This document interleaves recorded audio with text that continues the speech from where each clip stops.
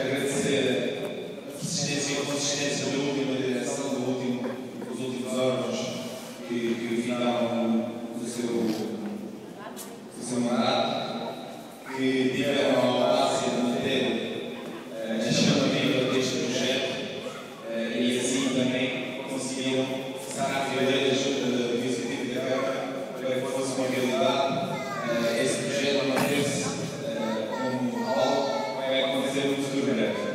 E disse a eles obrigado à minha freguesia por manterem vivo este projeto. Depois, dar os parabéns aos novos órgãos, há pessoas novas, há outras que transitaram de um órgão para outro, e neste momento de algumas dificuldades financeiras, eu estava a acompanhar aqui algumas palavras do nosso amigo Paulo Almeida, e realmente há ali onde diz a palavra reunidade, e falei de fileiras unir, vamos todos trabalhar para a aldeia construir.